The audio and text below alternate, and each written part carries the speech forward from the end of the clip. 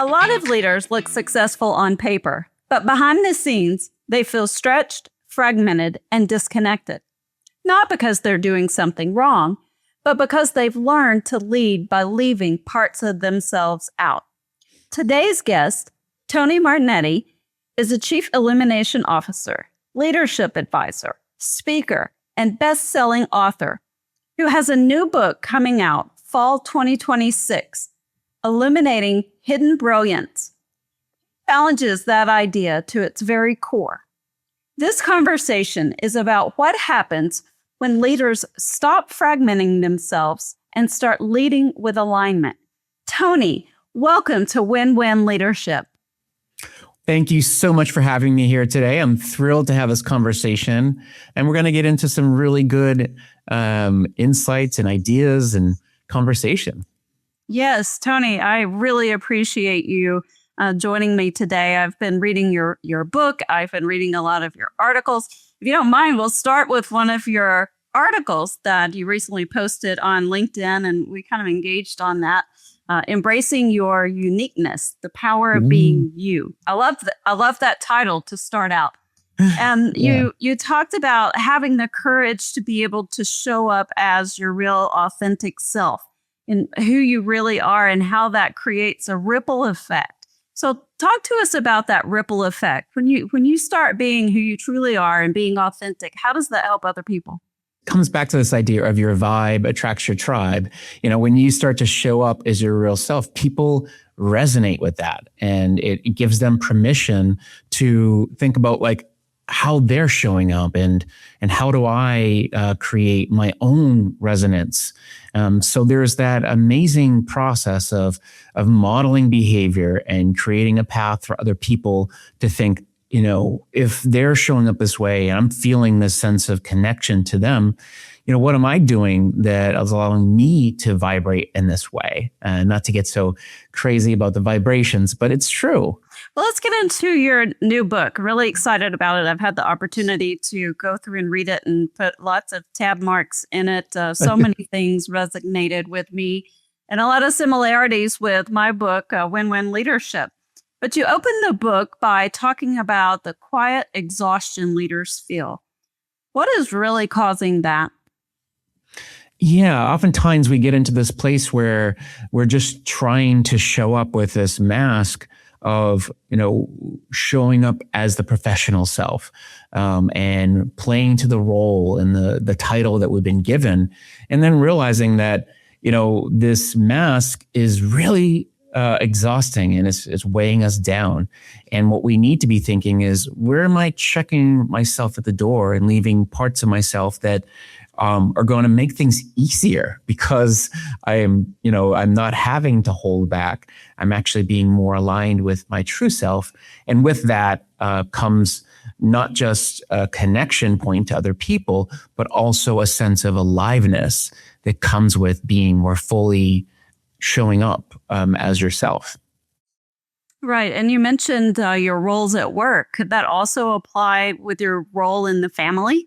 100%. I mean, there's a lot of that when you come home and you're feeling a sense of exhaustion because your day is full of this sense of, you know, putting on this appearance of, you know, here's who I need to be. I'm showing up as the analytical person because that's what they expect. But in reality, I have a lot of creativity and things that I want to express, but people don't really see me as that way. And that exhaustion just shows up as you come home. You know, I'll just add another element, which also relates to the last question, which is we often experience two things when these things are happening. You get burnt out and you get bore out. And bore out really comes from the sense of, you know, you're not bringing parts of yourself to the table, and therefore you get bored with the work that you're doing because you're not bringing parts of yourself that you feel might be missing in your life. Yeah, very good point. Why do you believe most organizations unintentionally force leaders to fragment themselves? Yeah, I mean, I'm not trying to, you know, say like organizations are all bad and they're like, oh, we want to force people to be in these little narrow frames. But, you know, they're looking at the bottom line. They're looking at the outcome and driving for results. And so what happens is their pattern is we hire people for their roles. Let's get them to do their roles and put them in the assembly line of output. But the reality is we need to stop that, because what we often miss is that people will put in the extra effort. They'll do the things that really make them come alive when they're asked to connect and integrate the elements of themselves into the work. It's not saying, okay, because you're in finance, don't do any numbers. Mm-hmm. That's not true. But what it is how do you find that person in finance who can bring in elements of their storytelling ability, their creativity, and what it does is it energizes them. Mm-hmm. It allows them to show up more fully, and they're going to give that extra inch because of the fact that they're being seen for more than just the numbers person. Yeah, you mentioned energy. That's so important, because if you're putting energy into things that you love, it's like you're not really at work. But if you're putting energy into something you don't love, it becomes exhausting. So kind of back to that first question on exhaustion. In chapter 5, I love your quote. What makes you weird makes you wonderful. In that chapter, it says sometimes you need to leave the room to change the room. What did you mean by that? Yeah, I mean, it actually comes from a story. It's my own journey. I literally had spent 25 years working in biotech and tech, and from an analytical perspective, and then realized that in order to change the environments that I was working in, I had to leave the room to be able to rediscover who I was, and to come at it from a different angle. And I think oftentimes people have that same experience where they're feeling this sense of, for me to really get the right perspective, I needed to get out of the environment to fully see what was going on. It's almost akin to this idea of going to the balcony, which comes from the Heifetz model of adaptive leadership. Going to the balcony means looking down at the players and seeing what's really going on and not being in the dance of what's going on. Yeah, would you say that too causes some kind of ripple effect? It helps you step out to see what's really going on. But once you leave the table, the others are left there to say, wait, what was it Tony was bringing to the table? We're really missing that, right? Yeah. Well, you hope that people see that and they realize that there's an element that's missing, but also understanding that like maybe they're dull to the fact that what they're not seeing is what is missing. And sometimes people go into this mode of just rinse, wash, and repeat, and the patterns they're stuck in are the ones that they need to break as well. So I think in many ways, when you step away from the table, it gives you an opportunity to have conversations with people about, what are you tolerating that you shouldn't? Or what are the things that you're in that maybe don't really serve you? And, challenge the system that you're in. Tony, my favorite chapter, I believe, is chapter 9. So I may have a few questions out of it. There's a quote I love. There's a moment in every transformation when the life you have built becomes too small for the person you're becoming. Tell us more about what you mean by that. At some point, you've moved yourself into this place where, you're expanding your identity, you're integrating parts of yourself that have been sidelined. And through that process, your own life is no longer feeling like it's resonant. And so it's not to say, throw away everything else, get rid of all your old clothes or what have you, but it's more about understanding who do you need to surround yourself with? How do you create the environment that's going to support who you're becoming? And that's really about creating the right container for the new identity that you're forming. And it's a wonderful thing to go through, because at that point, you're realizing that the things that will trigger better behaviors are really environmental factors. You've changed the inside, but now it's about changing the environment that's going to support the outside experience of what you're having, so that it becomes easier for you to show up as this new person you've transformed into. Tell us a little about your transformation and what it looked like. And I remember reading about how you used poems to help you in that journey. Yes, is in multiple parts of my journey. So, one of the things that I came to realize, and I'll make this really short so you don't have to get the long story, but as I said earlier, I left the corporate world and got into this, journey into coaching, facilitation, and leadership development, which was a wonderful leap, but it's not easy. And at first it was, doing things like everyone else in a sense, where, talking to people who are doing coaching, facilitation, and kind of following the pattern. But then realizing after doing it for, 6.5 years, I was like, there's something missing. Well, that missing piece was me. I had still left parts of myself on the sidelines. And so at that inflection point, I said, I think it's time for me to see if maybe there's an element of my identity that's missing.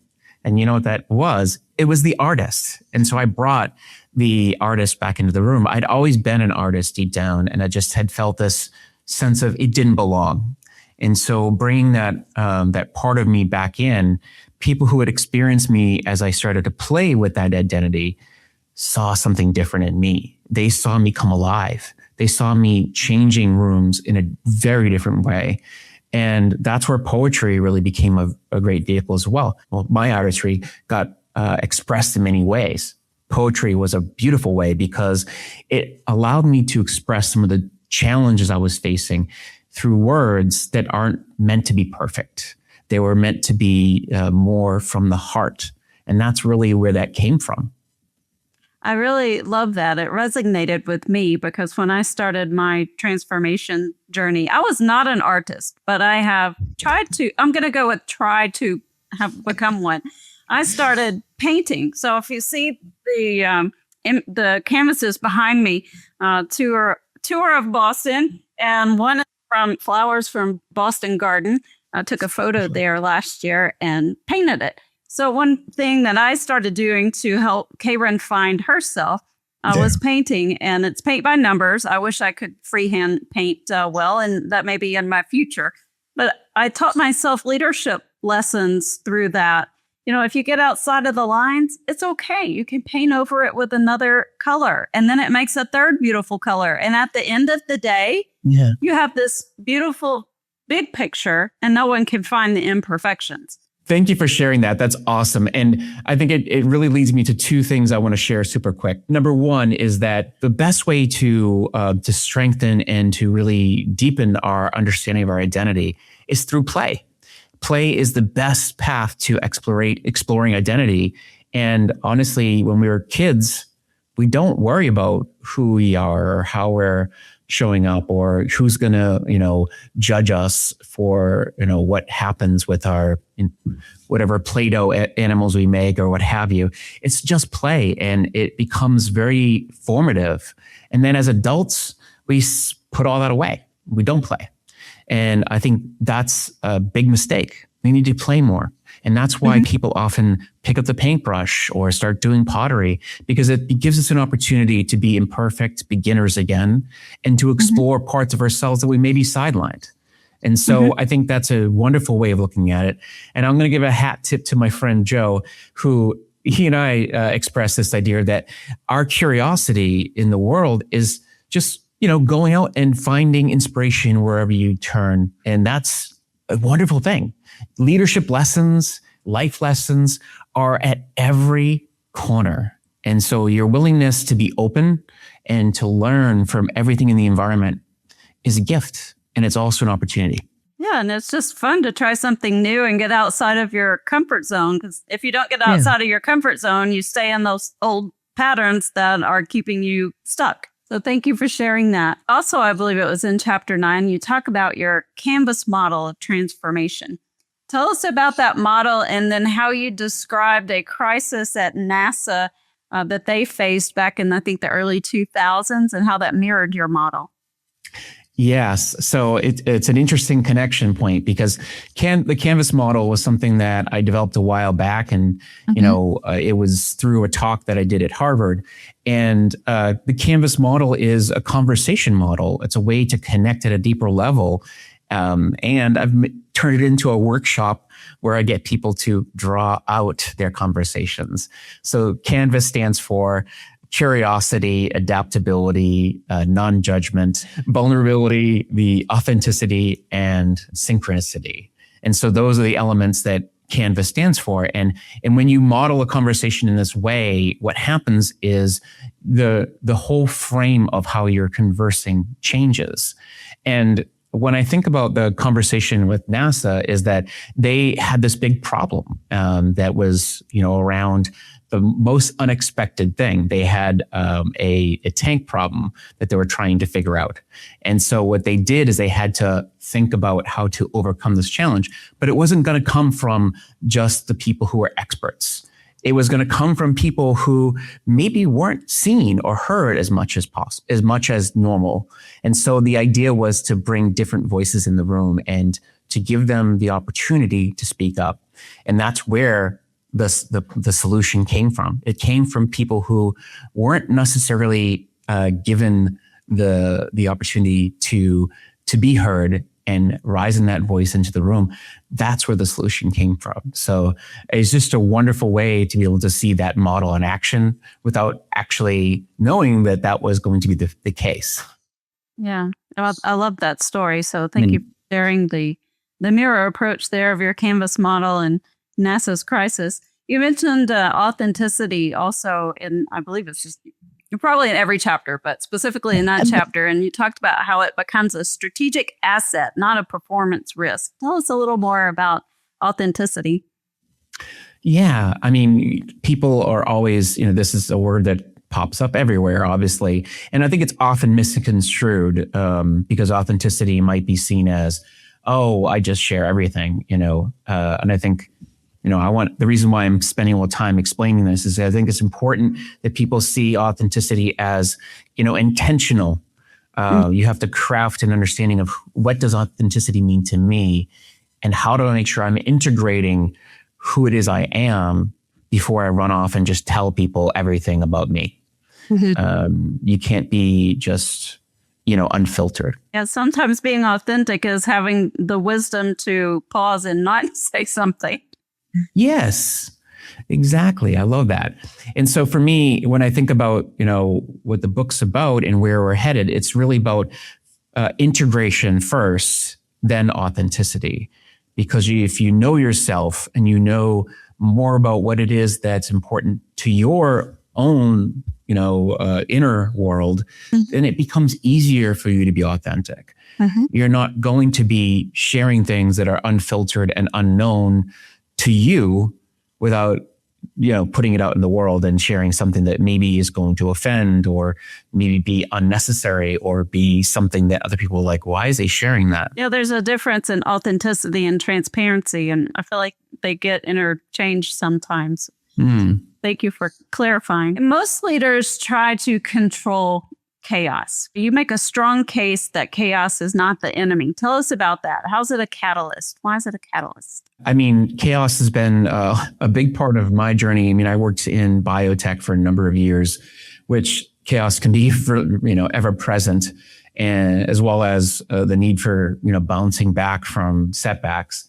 And so, one of the things about chaos is that we want to eliminate it, but at the same time, it's a great place to learn about yourself and about others. Because when things fall down, we rise in those occasions. Our true self comes out of chaos. Mm-hmm. In the book, I talk about my journey in India, which really had me kind of dropping my script of, being perfect, being organized, and knowing what the plan was.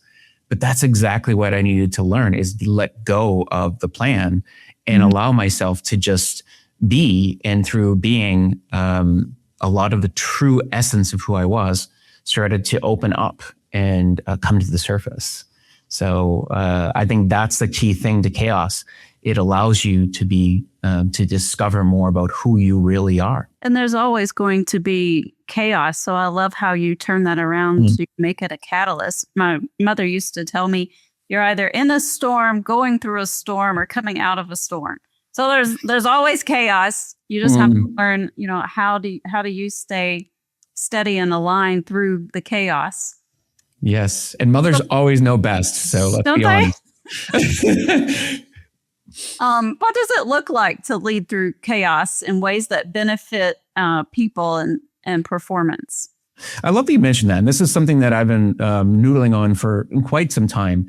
I had a talk that I used to give called Staying Grounded in Chaotic Times.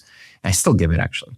But the idea behind it is you have to be the person in the room who's staying measured and grounded, even when things are going crazy. Because people, especially when you're the leader of the people, you want to make sure that you're being the model and setting the temperature of the room and not being a mirror of the chaos that people are bringing to you. And that calmness in the face of all of that is what really allows people to say, okay, things are very uncertain, and that's okay, but we're going to figure it out.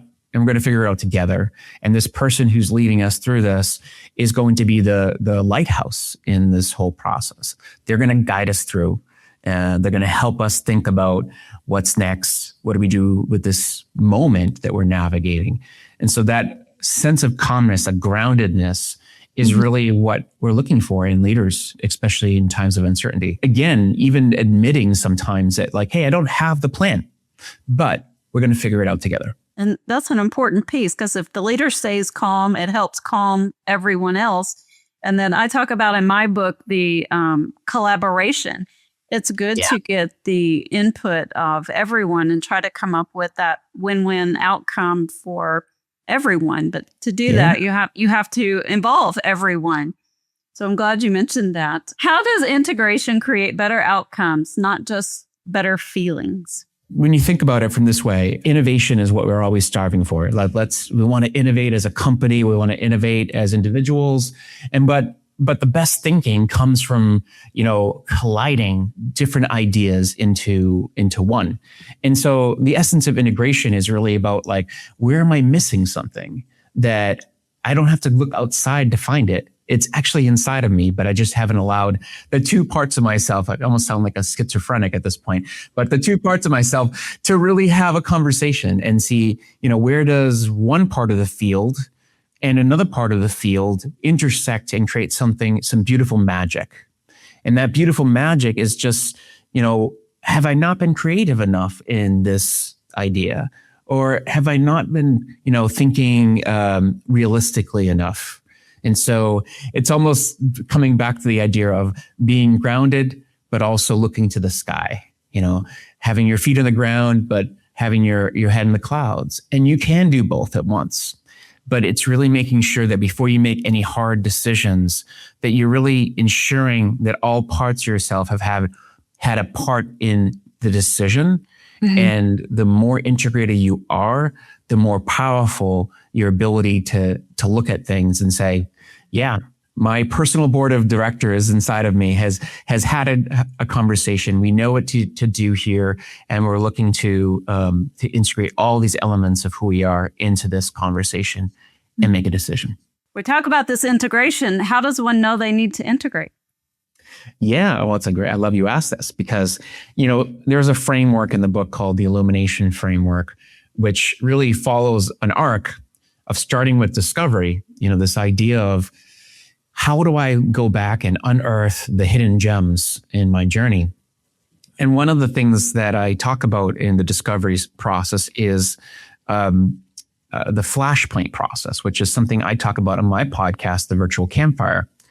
When I started the podcast, I was interviewing people to ask them, what were the moments in your life that have ignited your gifts into the world? And I've interviewed well over 300 people now, and each person had these wonderful stories, but oftentimes it started with, when I was a child, I did this. And it kind of like got me thinking that this was a part of me that I needed to honor and really reflect on. And so that unearthing is where a lot of those identities come from. The question that I often ask people in general, not just on the podcast, is that when was the last time you felt most alive? I rarely get work. It's really a work answer. It sometimes comes from places like, oh, when I was dancing, or when I'm painting, or, when I was helping somebody do X, Y, and Z. And I think those are the things that we need to lean into and say, well, it doesn't mean you have to leave your job to go do that, but how can you take those elements of those identities and bring them into the room and allow them to help you to be more you and your work? You talk about designing environments where people don't have to shrink. What does that look like in practice? Yeah.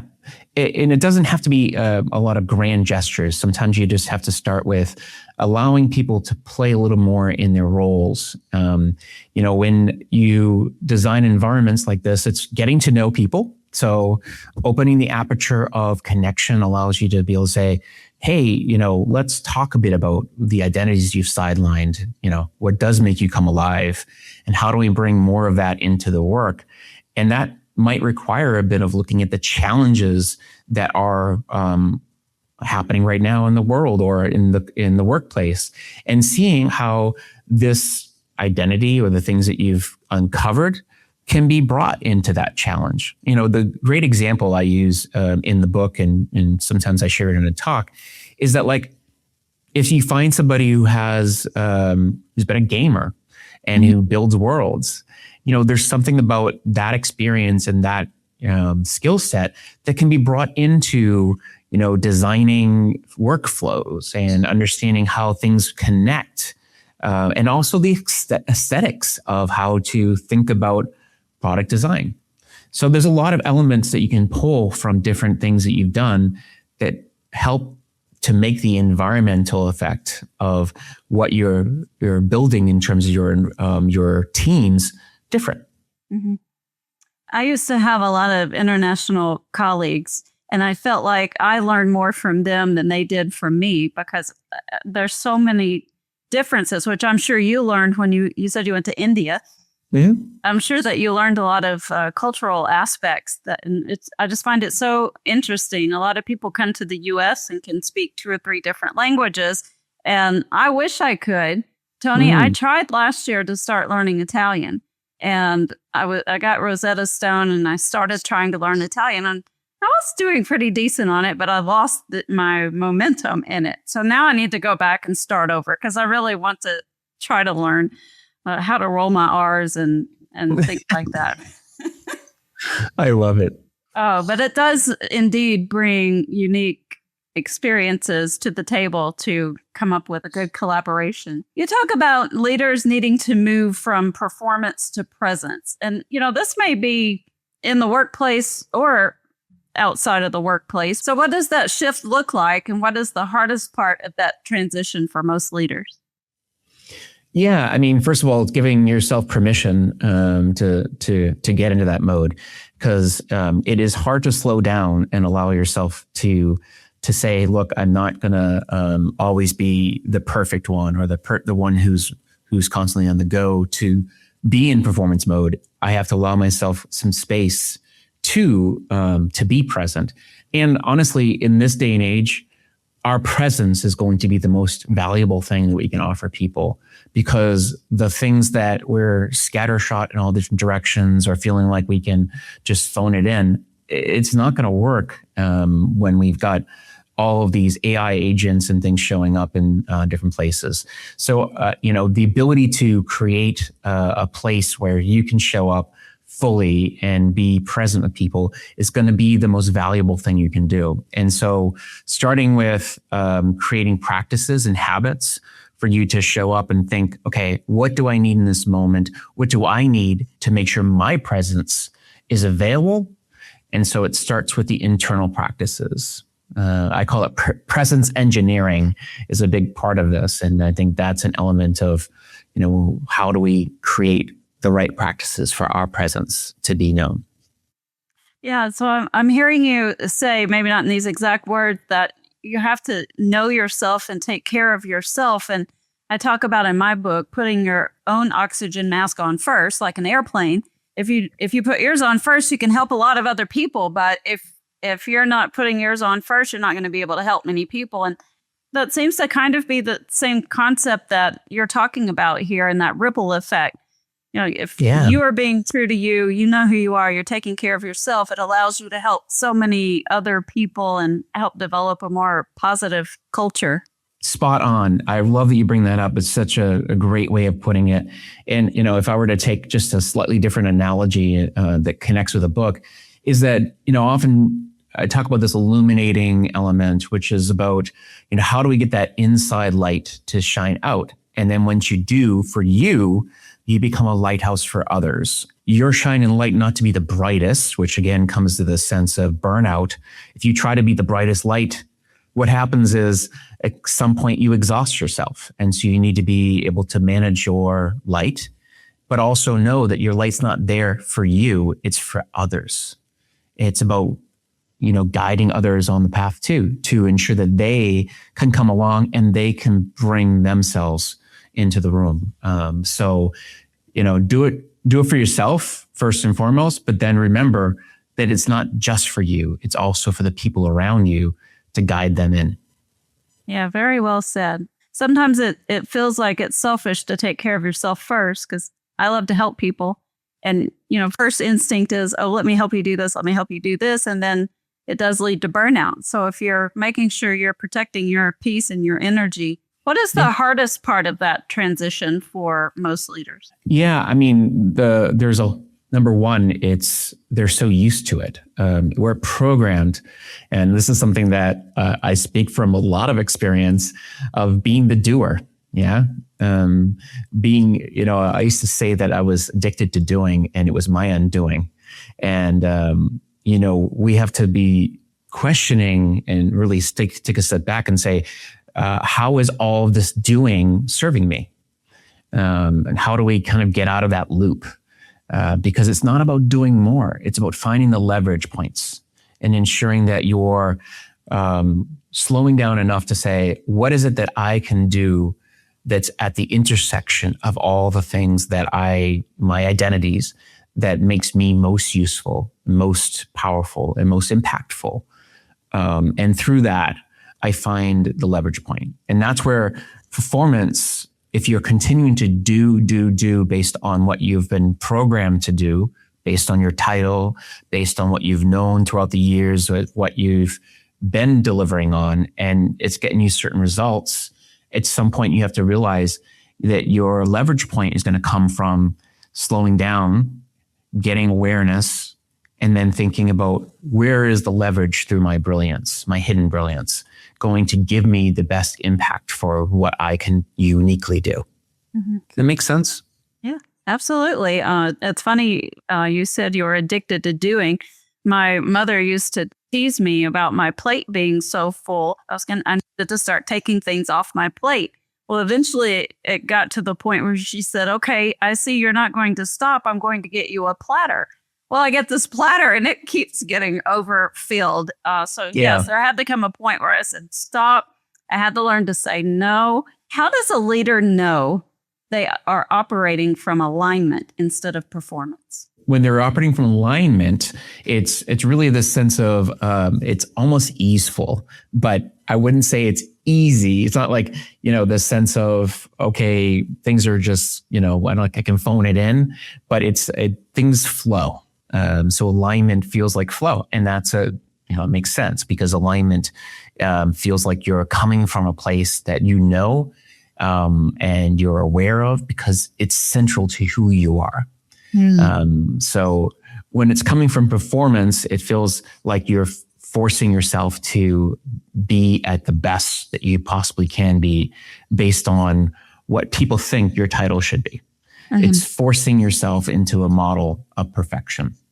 At least that's how I'm thinking about it. That's right. But alignment feels like it starts to be more at ease because you know that it's your gifts on display. On this show, we talk about win-win leaderships. My book's about authenticity and growth, so a lot of commonalities here. When you hear win-win leadership, what does that mean through your lens? I love that you say that because, first of all, I think this whole idea of win-win leadership is just beautiful because, you don't want to sacrifice yourself at the foot of everyone else, because how does that serve the greater good? Win-win leadership is about ensuring that you're doing the best for you and others. Mm-hmm. And that's regenerative because it allows you to be able to show up the next day and do it again. And not to say do it again as in like the same results, but it actually becomes even more powerful because it continues the flywheel of doing more and better and moving the needle because of the fact that you're creating a regenerative process. What is one shift a leader could make this week to become more integrated? Yeah, the first thing they can do is take a step back and look at, what is it that I've left behind? And even if it was just in the last few weeks that I felt like I left behind in myself, mm-hmm. or I haven't really connected to in a while. Mm-hmm. And it could be just like a practice. Maybe it's like, hey, I hadn't really spent a lot of time on a hobby or with a friend or something that you've historically or have always enjoyed. And then you feel like you just disconnected from that. So go and bring that back, even if it's in just a micro moment. Mm-hmm. I do this thing and then, go off on a little tangent for a second here. I have a thing called the weekly spark where I reflect on the past week and then I redesign the next week. And I've used it with my clients over the years and people have really enjoyed it because it just gives you like a meeting with yourself to just understand, where are things going and where are things been and what have I learned? And through that process, you get to unearth the patterns that are not serving you, and also maybe redirect some of the things that need to be redirected. Yeah, I really enjoyed your reflection pieces at the end of each chapter because it really asked the questions and gave kind of a step-by-step guide on baby steps on how to get there. You don't change and transform overnight. This is a process. If you think you're getting to a destination or a quote outcome, you get there and realize, there's not one win-win in life. You shift, adapt, you change, you move, and then, there's multiple throughout life. It's a continual process. So what does leadership look like in 5 years from now if more leaders adopt this approach? It's a great question, especially given that, so many things are uncertain with the way things are going. But if we do adapt this approach, I think there's an element of people feeling connected to who they really are, and they're adding value from a different perspective. They're feeling like they're generating more fruitful ways of adding value. And they're seeing that the need of connecting with others is so critical. And the creativity that comes from that is going to be beautiful. So I think this integration is going to come from us seeing broadly and having what I call a multidimensional lens of the world. And AI is going to come along with that and see that it's going to be the back end of our human potential. Based on all of the things I read in your book, I feel like if leaders adopt your model, that they come out helping other people feel safe to be honest. Mm. A lot of people are afraid to just be honest and be who they are. So that kind of goes back to that ripple effect. So your book is very well written. Tony, why don't you tell us anything else you would like to share about your book, when it's coming out, how people can find it, how they can find you? Thank you so much. And first, I'll just say, and you already pointed it out, each chapter ends with some prompts. This is not just a book you read and be like, oh, that's great. But it's a book that puts you in the action and gives you practical ways to apply what you're learning. And so that's the aspiration I have for the reader. And the book is coming out in the fall 2026. It's called Illuminating Hidden Brilliance. And the best way you can learn about the book is to go to my website, tonymspeaks.com. That's where all of my world has been lately. But also look to LinkedIn. I'm very active on LinkedIn. I'm always sharing interesting tidbits and such about the book, about things I'm doing in the world, but also just trying to champion people out in the world doing good things. So please follow along. I've been following your LinkedIn and tried to engage with several of your posts. They're very insightful. I really love what you're doing, Tony. Thank you so much for being with us today. I appreciate your time and really enjoyed talking with you. I feel like our books are very aligned and we could probably talk all day, but I want to be very respectful of your time. It's been truly a pleasure. And thank you so much for your thoughtful questions, and the alignment here is truly something I appreciate. Wonderful. Thank you so much, Tony.